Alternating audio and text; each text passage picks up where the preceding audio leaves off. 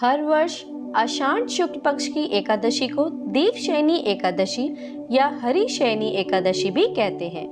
देवशयनी एकादशी के दिन भगवान विष्णु 4 महीने के लिए पाताल लोक में शयन करने जाते हैं और इस समय सृष्टि का संचालन भगवान शंकर के हाथ में होता है।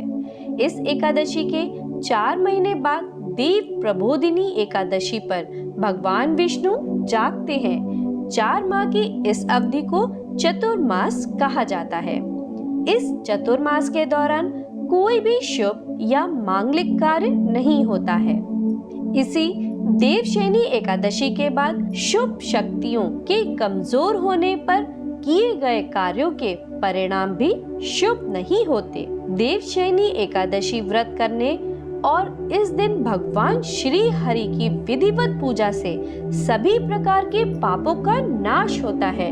सारी परेशानियां खत्म हो जाती हैं, मन शुद्ध होता है, सभी विकार दूर हो जाते हैं, अशुभ व दुर्घटनाओं के योग टल जाते हैं। देवशयनी एकादशी का व्रत करने से भगवान विष्णु जी के साथ साथ माँ लक्ष्मी का भी आशीर्वाद प्राप्त होता है। यदि आप किसी कारणवश देवशयनी एकादशी व्रत नहीं कर पा रहे हैं, तो आप भगवान विष्णु जी की आज के दिन पूजा पाठ करके व्रत कथा अवश्य सुने और दान अवश्य करें। आपको देवशयनी एकादशी व्रत कब रखना है? 16 जुलाई या फिर 17 जुलाई को। देवशयनी एकादशी कब है? व्रत कब रखें? व्रत का पारण कब करें? एकादशी और द्वादशी तिथि कब से कब तक है? पूजा का शुभ समय क्या है? राहु काल का समय क्या है? व्रत का पारण किस दिन करें और किस चीज से करें? हरिवासर कब से कब तक है? सारी जानकारी आज की इस वीडियो में आपको मिलेगी, तो आप अंत तक इस वीडियो में बने रहें। वैसे तो पूरे वर्ष में 24 एकादशी आती हैं, लेकिन जिस वर्ष अधिक मास या पुरुषोत्तम मास आता है, उस साल 2 अधिक एकादशी होती हैं, यानी कुल मिलाकर उस साल 26 एकादशी होती हैं। प्रत्येक एकादशियों का भिन्न भिन्न महत्व हमारे धर्म ग्रंथों तथा पुराणों में बताया हुआ है। शुक्ल पक्ष में आने वाली एकादशी में व्रत करने से पूर्वजों और पितरों का आशीर्वाद प्राप्त होता है। वंश की वृद्धि के साथ संतान सुख की प्राप्ति भी होती है। पुराणों के अनुसार जो व्यक्ति एकादशी करता है, वह जीवन में कभी भी संकट से नहीं घिरता और उसके जीवन में धन समृद्धि बनी रहती है। एकादशी व्रत के दिन चावल नहीं खाना चाहिए। इस दिन चावल को जीव के बराबर माना जाता है। एकादशी के दिन दान करना अच्छा माना गया है। व्यक्ति को इस दिन सामर्थ्य के अनुसार दान अवश्य करना चाहिए। मान्यता है कि इस दिन चावल और आटे को दान करना इस दिन निषेध है। यह दोनों चावल और आटा अगले दिन द्वादशी के दिन दान करना चाहिए। जो भक्तजन माताएं बहनें एकादशी का व्रत करते हैं, उनको दशमी तिथि से लेकर के द्वादशी तक कुछ महत्वपूर्ण नियमों का पालन अनिवार्य रूप से करना चाहिए। दशमी के दिन एक समय शुद्ध और सात्विक भोजन करें। दशमी के दिन चावल, शहद, लहसुन, प्याज, मांस, मदिरा, मसूर की दाल, कटहल की सब्जी का उपयोग भोजन के रूप में नहीं करना चाहिए। दशमी के दिन पराय अन्न अर्थात दूसरे के घर का भोजन नहीं करना चाहिए। एकादशी के दिन सुबह जल्दी उठ करके स्नान करके पूजा अर्चना करके एकादशी व्रत का संकल्प धारण करें। एकादशी के दिन सुबह सूर्य भगवान को जल अर्पण करें, माता पिता को प्रणाम करें, तुलसी जी का पूजन करें, गौ माता का पूजन करें। एकादशी के दिन अन्न नहीं खाना चाहिए, केवल और केवल फलहार करना चाहिए। सर्वोत्तम फलहार गाय का दूध एवं फल माना गया है।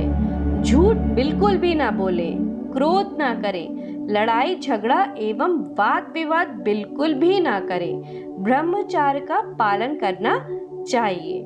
दाढ़ी कटिंग या शरीर के अंग का कोई भी बाल काटना या कटवाना वर्जित माना जाता है। नाखून नहीं काटना चाहिए। किसी भी प्राणी का, किसी भी मनुष्य का, किसी भी जीव का अपमान या अनादर ना करें। एकादशी व्रत कथा का श्रवण करना चाहिए। कथा सुनने के बाद ब्राह्मण देवता को यथाशक्ति दक्षिणा अवश्य प्रदान करें और अगले दिन शुभ मुहूर्त में ही एकादशी व्रत का पारण आपको करना चाहिए। पारण का अर्थ होता है व्रत खोलना या व्रत का समापन करना।